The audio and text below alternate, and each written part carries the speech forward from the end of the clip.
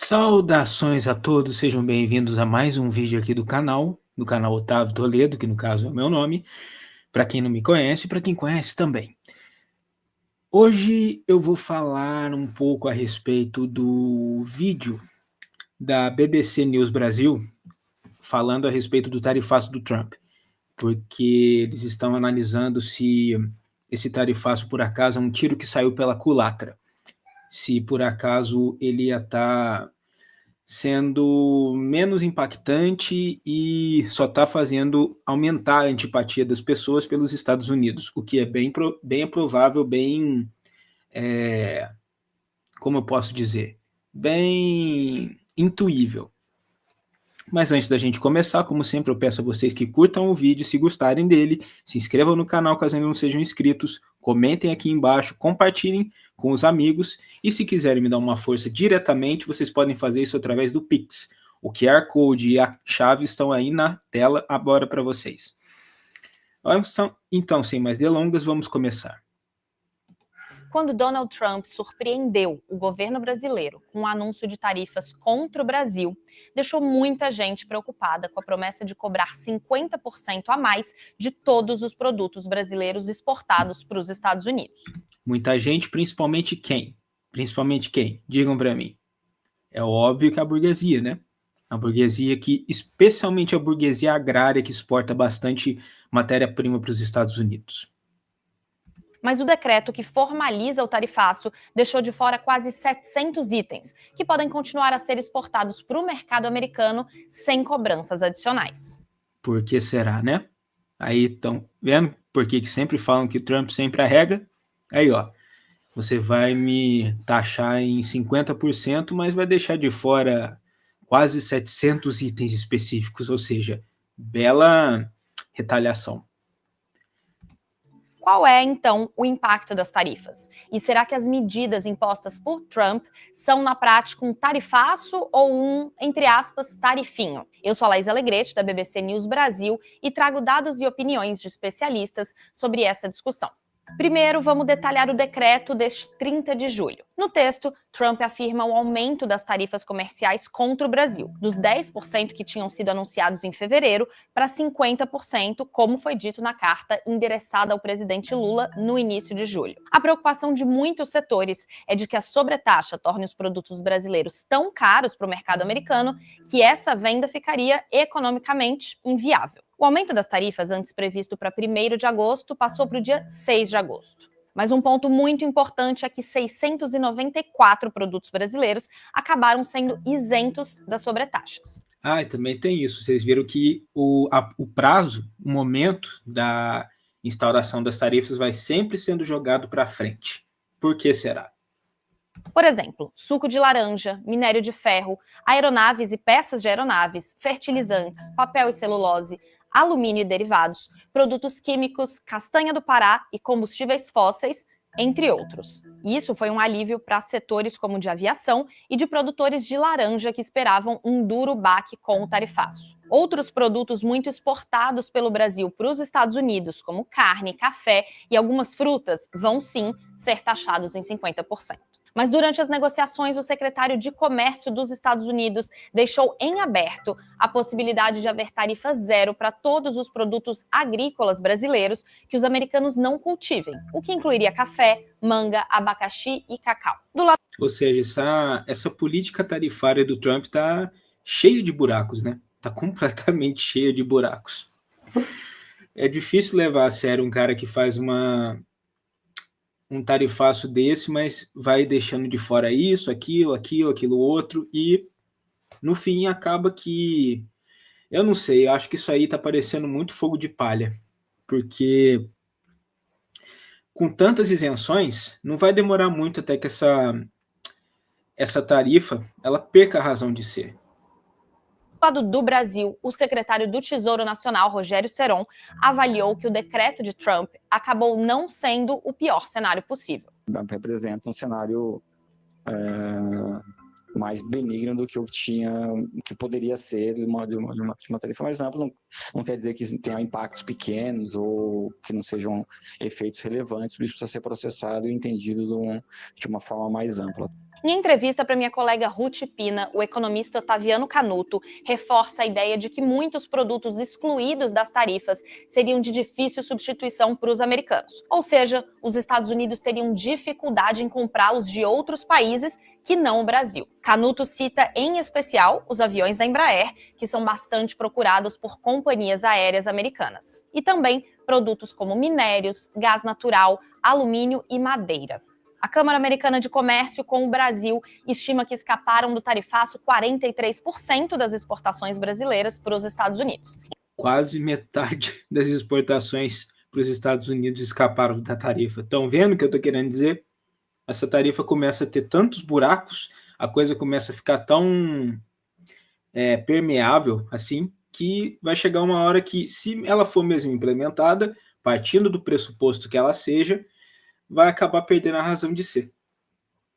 Em 2024, esses setores venderam 18,4 bilhões de dólares para o mercado americano. Mas a associação afirma também que as tarifas que vão sim entrar em vigor terão um impacto expressivo em setores estratégicos da economia brasileira e comprometem a competitividade das empresas brasileiras e cadeias produtivas globais. Um exemplo de setor que vai ser bem prejudicado, pelo menos por enquanto, é o de produção de manga. O meu colega Vitor Tavares conversou com exportadores do Vale do São Francisco que estão agora tentando encontrar novos mercados para manga na Europa ou no Canadá. Mas eles temem que as frutas encalhem e estraguem antes que isso aconteça. O economista Velber Barral também acha que os efeitos das tarifas continuam expressivos, porque podem levar compradores americanos a buscar alternativas mais baratas e, assim, deixar de comprar produtos do Brasil.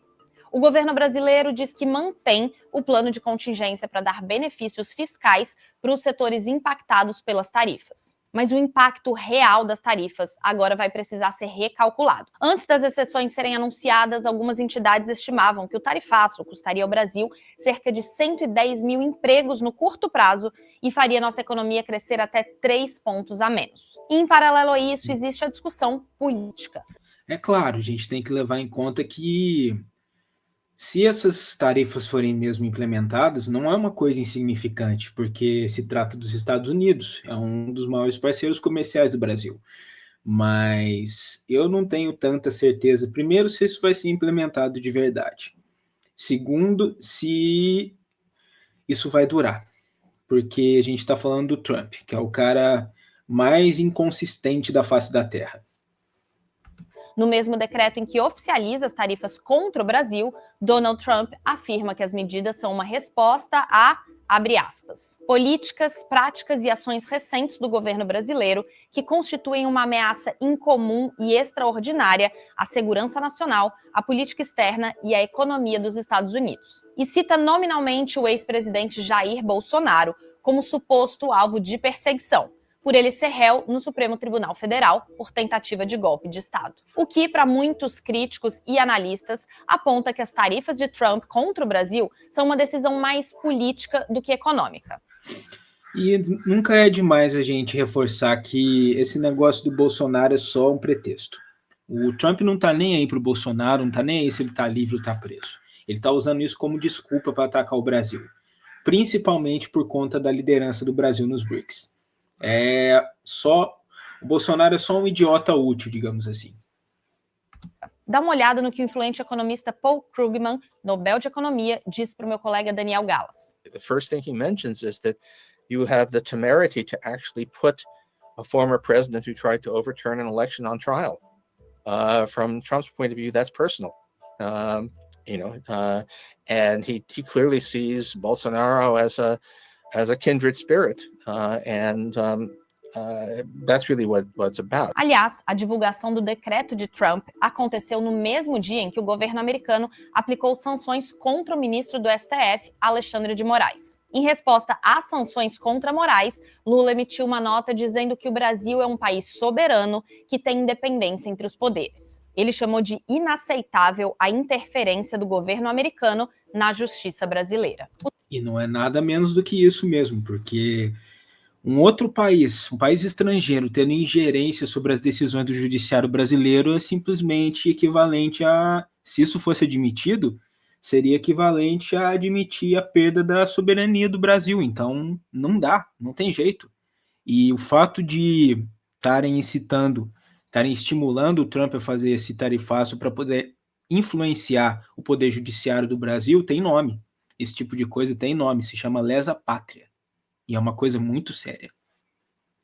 Os efeitos dessa disputa política também estão sendo mensurados. Uma reportagem do jornal The New York Times avalia que Trump agravou drasticamente a crise diplomática entre os dois países mais populosos do hemisfério ocidental, e que a implementação das tarifas seria uma vitória para Jair Bolsonaro em sua tentativa de apresentar-se como perseguido pela justiça brasileira. Ao mesmo tempo, vale lembrar que os estados brasileiros de maioria bolsonarista nas últimas eleições serão os mais afetados pelas tarifas.